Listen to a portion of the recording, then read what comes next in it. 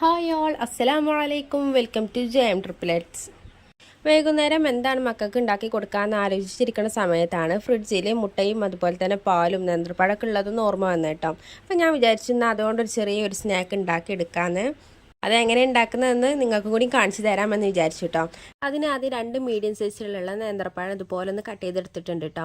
ഞാനിവിടെ ഒരു പാൻ എടുത്തിട്ടുണ്ട്. പാനിലേക്ക് ഓയിലോ നിങ്ങളെ കയ്യിൽ നെയ്യ് ഉണ്ടെന്നുണ്ടെങ്കിൽ അത് യൂസ് ആക്കാം കേട്ടോ. നെയ്യ് ഒഴിച്ചതിന് ശേഷം ചൂടായി വന്നതിന് ശേഷം ഈ ഒരു നേന്ത്രപ്പഴം ഇതിലേക്ക് ആഡ് ചെയ്ത് കൊടുക്കാം. നല്ല പഴുത്ത നേന്ത്രപ്പഴം ആയതുകൊണ്ട് തന്നെ പെട്ടെന്ന് തന്നെ ഉടഞ്ഞു വരും കേട്ടോ. ഇതുപോലെ ഒന്ന് നല്ലോണം വഴറ്റി കൊടുക്കണം. ആ നെയ്യിൽ കടന്ന് കാണാൻ നേന്ത്രപ്പഴം നല്ലോണം ഉടഞ്ഞു വരണം കേട്ടോ. ഈ ഒരു സമയത്തിന് ചെറുതായിട്ടൊന്ന് കളറൊക്കെ ഒന്ന് മാറി വന്നിട്ടുണ്ട്. ഇനി നല്ലോണം ഒന്ന് വഴറ്റി കൊടുക്കാം.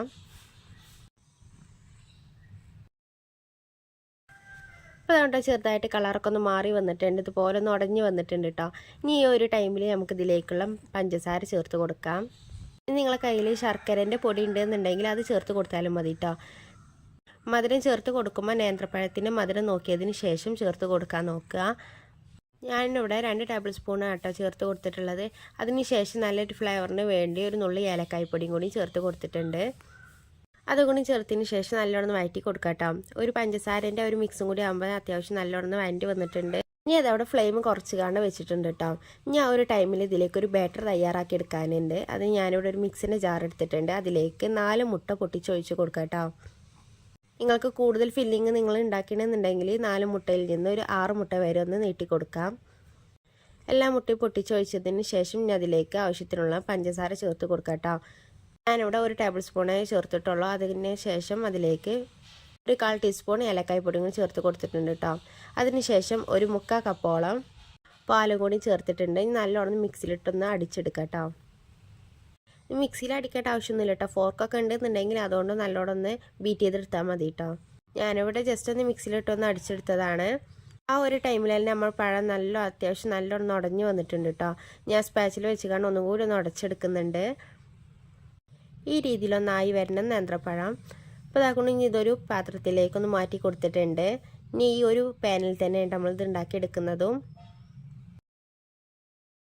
ഈ പാനിലേക്ക് വെളിച്ചെണ്ണയോ അല്ലാന്നുണ്ടെങ്കിൽ നെയ്യോ ഒന്ന് ബ്രഷ് ചെയ്ത് കൊടുക്കാം കേട്ടോ.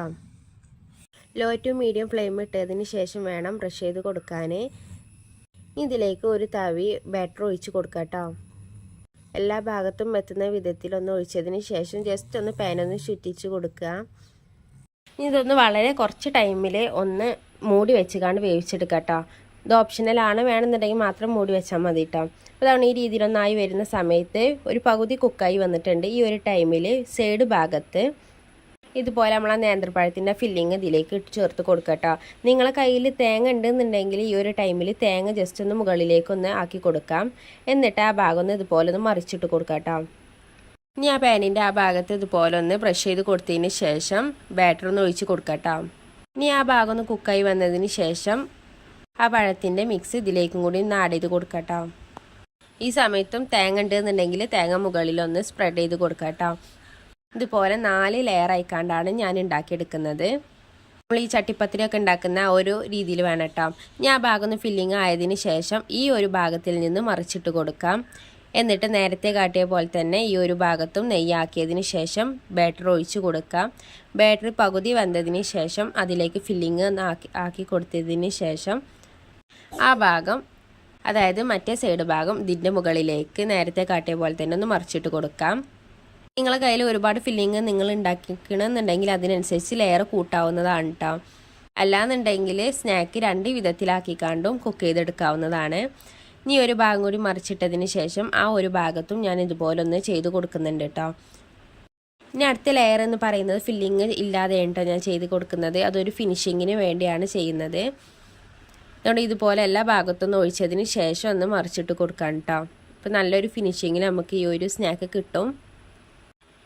അപ്പോൾ തട്ടതും കൂടി ഒന്ന് മറിച്ചിട്ട് കൊടുത്തിട്ടുണ്ട്. നമുക്കിതൊരു പാത്രത്തിലേക്ക് മാറ്റി കൊടുക്കാം കേട്ടോ. ഞാനിതാക്കൊണ്ട് വേറൊരു പാത്രത്തിലേക്ക് ഇതൊന്ന് മാറ്റി കൊടുത്തിട്ടുണ്ട് കേട്ടോ. അപ്പോൾ നമ്മൾ ഹെൽത്തി ആയിട്ടുള്ള വളരെ പെട്ടെന്ന് തന്നെ നമുക്ക് ഉണ്ടാക്കിയെടുക്കാൻ പറ്റുന്ന ഒരു അടിപൊളി സ്നാക്ക് ഇവിടെ റെഡി ആയിട്ടുണ്ട്. ഇതൊന്ന് കട്ട് ചെയ്ത് കാണും കൂടി ഒന്ന് കാണിച്ചു തരാം. നമ്മളിത് കട്ട് ചെയ്യുന്ന സമയത്ത് തന്നെ നമുക്ക് മനസ്സിലാകും എത്രത്തോളം സോഫ്റ്റാണ് ഈ ഒരു പലഹാരം കേട്ടോ. കുട്ടികൾക്കൊക്കെ എന്തായാലും ഒരുപാട് ഇഷ്ടപ്പെടുന്ന ഉറപ്പാണ് കേട്ടോ. ഈ ഒരു രീതിയിലായിരിക്കും ഇതിൻ്റെ ഉൾവശം എന്ന് പറയുന്നത്.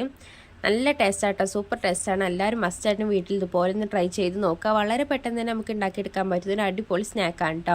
അപ്പോൾ ഇന്നത്തെ വീഡിയോ ഇത്ര ഉള്ളൂ കേട്ടോ. എല്ലാവർക്കും ഇഷ്ടമായെന്ന് വിചാരിക്കണോ. ഇഷ്ടമായിക്കണമെന്നുണ്ടെങ്കിലോ ലൈക്ക് ചെയ്ത് സപ്പോർട്ടാക്കുക. അതുപോലെ തന്നെ നമ്മുടെ ചാനൽ ആദ്യമായിട്ടാണ് കാണുന്നതെങ്കിലും ഒന്ന് സബ്സ്ക്രൈബ് ചെയ്തും കൂടി സപ്പോർട്ടാക്കുക കേട്ടോ. നിങ്ങളെ ഫ്രണ്ട്സിനും റിലേറ്റീവ്സിനും ഒക്കെ നമ്മുടെ ചാനൽ ഇപ്പോൾ തന്നെ ഒന്ന് ഷെയർ ചെയ്തും കൂടി കൊടുക്കാം കേട്ടോ. നാളെ ഇൻഷാ അല്ലാഹ് മറ്റൊരു റെസിപ്പി ആയിട്ട് വരാം. ബൈ. അസ്സലാമു അലൈക്കും.